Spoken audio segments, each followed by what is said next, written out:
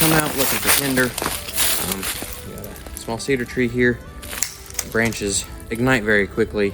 Cedar bark is good for tinder. You can just scrape it off and ball it up. Typically on a night like this, unless I need to cook something, I'm just going to do a cold camp.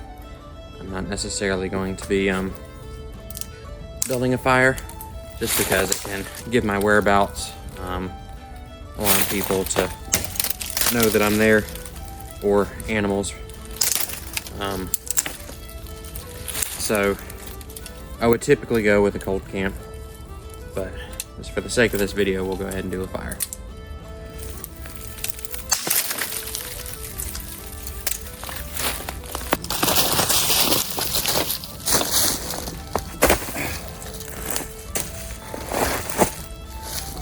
I'm gonna use that as my reflector. Like I was mentioning before, a sling on my rifle allows me to keep it within arm's reach at all times.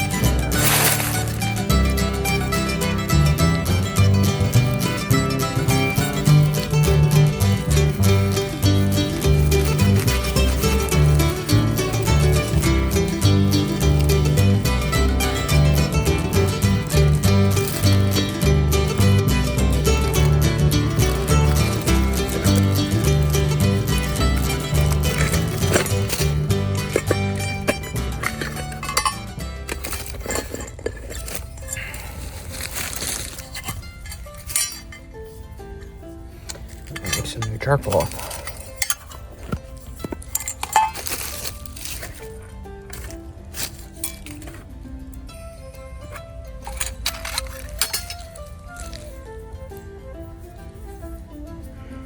And a lesson you want to learn is always put the top back on your charcoal. If the spark gets in there, you lose it all. I have learned that the hard way.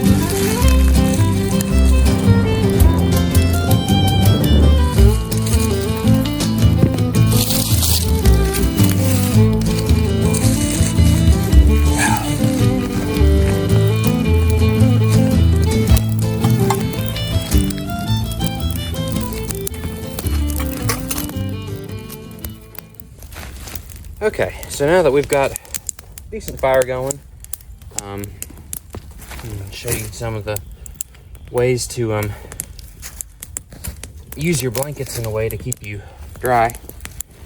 As one useful tip, always place your shoes either upright like that or upside down. Helps the dew from settling in them. It appears as we've got a snowstorm coming in, so help keep snow and stuff out of them. I'm gonna go ahead and get some oats and stuff going for supper.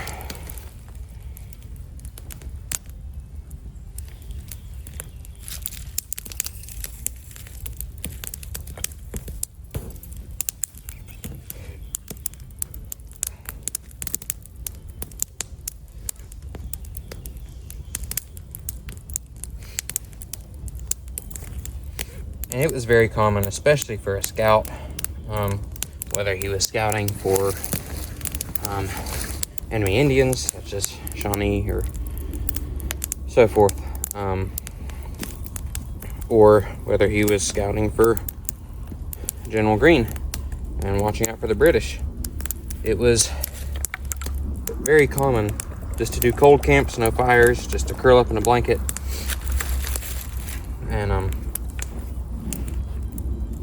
rest for a few hours at a time, and then keep going. That way it made it harder to be found.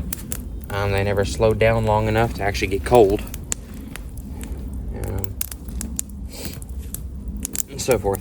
So oftentimes the frontiersmen would have some type of animal hide to curl up in. I didn't bring one this time. The one I've got is a great big buffalo robe, and I'd need a pack horse to carry that one comfortably. Okay, so while my oats are soaking, I'll show you all some blanket systems which would help you to keep warm. So you typically, let me get the other blanket first. You want something between you and the ground, always. The ground saps twice as much cold out of you than the air. So we put that one as a ground cover.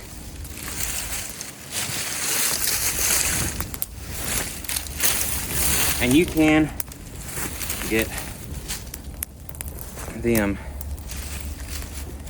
snow and stuff from under you. But as cold as it's going to get, the chances of it getting cold enough, or you getting warm enough to melt the snow, is probably pretty slim.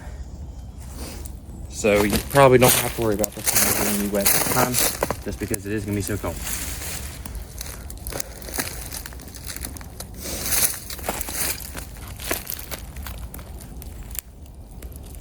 Okay.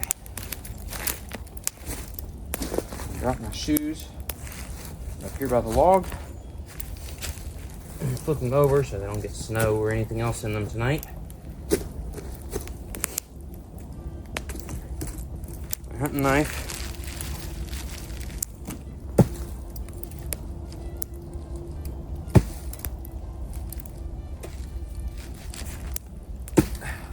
Tomahawk.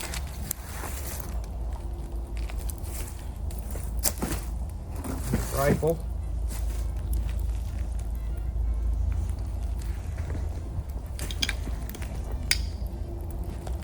Shot bag and powder horn. Sword under me.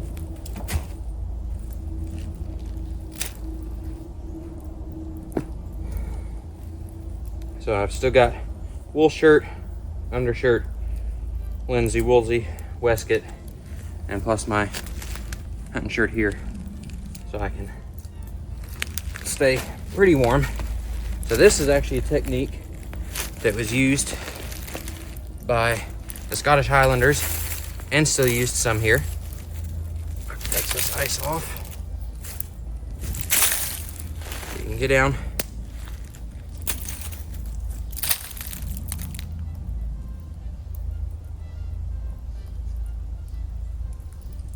You can fold 1/4 corner over your feet. Now the other is folded over your feet.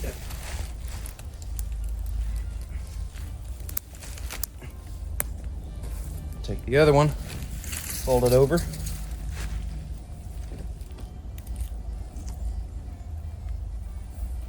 And then, which you do have decent ground coverage under you with just this blanket, so you can take the other blanket and lay it over top of you and use this blanket between you and the ground.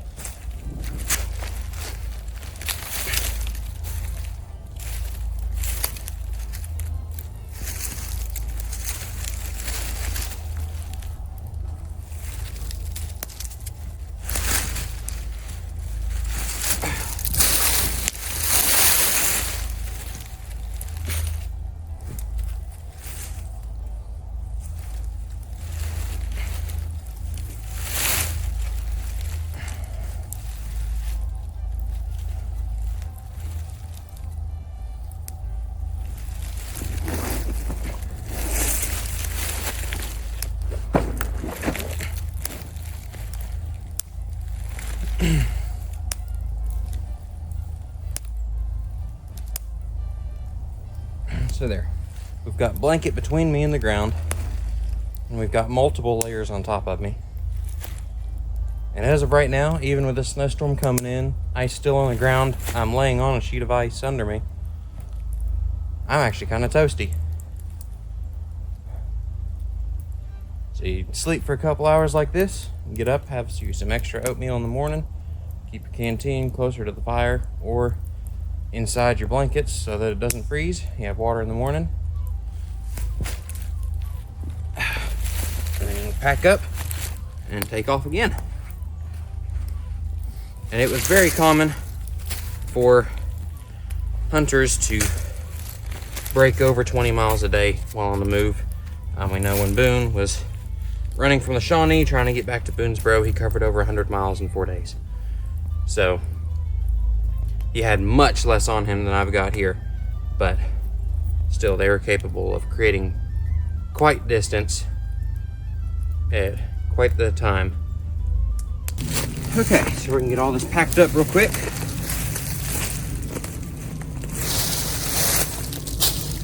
And so I could have always used the second blanket to make a lean-to shelter over me. It shed water, but it's cold enough if anything comes down, it's gonna be snow. So I wasn't that worried about it.